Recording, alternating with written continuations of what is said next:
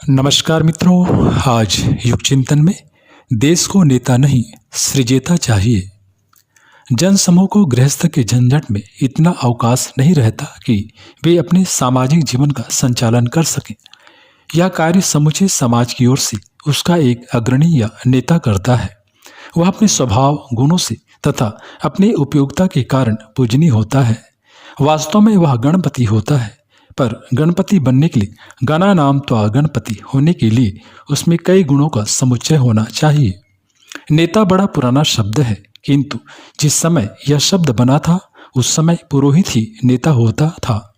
आज तो हर गली गूंचे में जिस कंकड़ पत्थर को उठा लीजिए वही नेता होगा। वर्षा में मेढकों की बाढ़ आती है, प्रजातंत्र में नेताओं की बाढ़ आ गई है। हमारे देश में स्वराज्य हो गया, पर हम स्वराज्य का सुख नहीं भोग पाते हैं। इसका कारण है कि पथ भ्रष्ट नेता हमको चैन से नहीं बैठने देता। जहाँ समस्या नहीं है वहाँ पर वह कोई न कोई समस्या उत्पन्न कर देगा। यदि हम लेश मात्र भी सुख की सांस लेना चाहेंगे तो वह नई नई उलझनें पैदा कर देगा। देश तथा समाज का उत्थान नेता पर निर्भर करता है। नेता यदि पथ भ्रष्ट हुआ तो देश भी पतन की ओर अग्रसर हो जाता है। इसलिए और किसी विचार से नहीं तो अपनी रक्षा के लिए विचार से ही हमको बहुत छानबीन कर अपना नेता चुनना होगा। आज की हमारी बहुत सी परेशानियों की जड़ हमारा गलत नेता भी हो सकता है, पर साधारण जनसमूह के पास न तो अवकाश है और न इतनी बुद्धि कि वह भले बुरे की पहचान कर सके। भारतीय संस्कृति ने बहुत सोच समझकर नेता की व्याख्या की थी। जो व्यक्ति नीति का पालन करे तथा जनता को नीति पर चलाए वही नेता होगा। कामांधकी नीतिसार के दूसरे सर्ग के 16वें श्लोक में लिखा है, नयनात् नीति रुच्यते, अर्थात नीति को जानने वाला नेता होता है। जो अपनी नीति को अनुशासन पूर्वक नहीं मनवा सकता वह नेता नहीं हो सकता।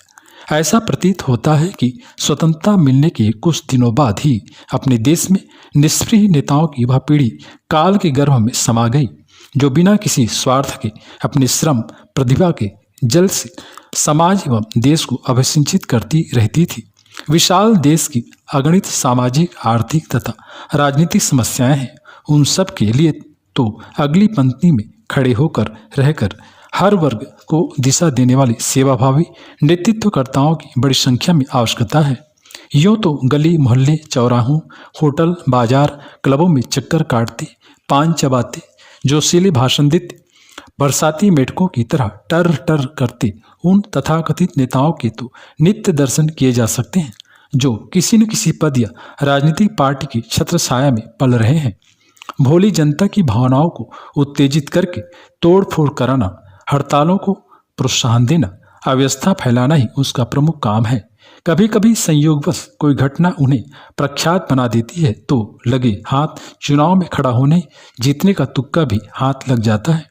सेवा का पाठ पढ़े बिना, व्यक्तित्व का परिमार्जन किए बिना सत्ता में जा पहुंचने वाले लोग उन अनगढ़ व्यक्तियों के हाथों में पड़कर व्यवस्थाएं उसी प्रकार अभिशाप सिद्ध होती हैं जिस प्रकार की बंदर के हाथों में तलवार मिल गई थी, जिसने बिना बिचारे मक्खी को मारने के चक्कर में मालिक का सिर ही उड़ा दिया था। दुर्भाग्य की देश में ऐसे नेताओं की भीड़ बढ़ती जा रही है।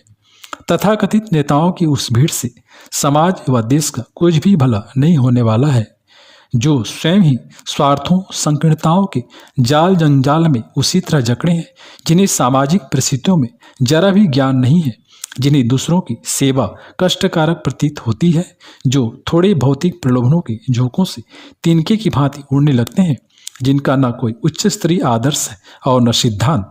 भला देश और समाज का क्या मार्गदर्शन करेंगे, कैसे नेतृत्व करेंगे? नेतृत्व पहले विशुद्ध रूप से सेवा का मार्ग था, एक कष्टसाध्य कार्य था जिसे थोड़े से सक्षम व्यक्ति ही कर पाते थे। स्वेच्छापूर्वक कठिनाई का मार्ग चुनते थे, बिना किसी कामना महत्वाकांक्षा के भी समाज में से व्याप्त पीड़ा पतन के निवारण हेतु प्रयत्नशील रहते थे। पर अब तो स्थिति ठीक उल्टी ही हो गई है। अन्य व्यवसायों की भांति नेतागिरी भी एक व्यवसाय बन गया है। ऐसा व्यवसाय जिसमें अपना कुछ भी नहीं लगाना पड़ता, मुफ्त में मात्र जवान चलाते रहने से ही इतना मिल जाता है कि अपनी गाड़ी सुगमता से चलती रहे। अवसर का लाभ उठाने की कला में निपुण हो जाने पर तो कभी कभी मालामाल होने का अप्रत्याशित संयोग भी बैठ जाता है। नौकरी न मिलने, पढ़ाई से जी चटने, घर वालों का तिरस्कार सहने के बाद सुगम मार्ग नेतागिरी का दिखाई पड़ता है। नेता का नाम लेते ही आम व्यक्ति की नज़रों में एक ऐसे खुदगर्ज व्यक्ति की तस्वीर घूम जाती है जिसे अपने स्वार्थों के अतिरिक्त किसी से मतलब नहीं, जो कुर्सी एवं पद के लिए आम लोगों के हितों की बलि पर चढ़ा सकता है। अब इन नेताओं की नहीं, देश को सृजताओं की आवश्यकता है। मित्रों, आज ऐसे नेता चाहिए जो दंगा फसाद न पैदा होने दे, निस्वार्थ देश की प्रगति करे, जो देश के सांस्कृतिक गौरव की रक्षा एवं अभिवृद्धि करते हुए देश को विश्वगुरु भारत, समृद्ध सशक्त भारत के स्तर तक ले जाने में अपना योगदान कर सकें।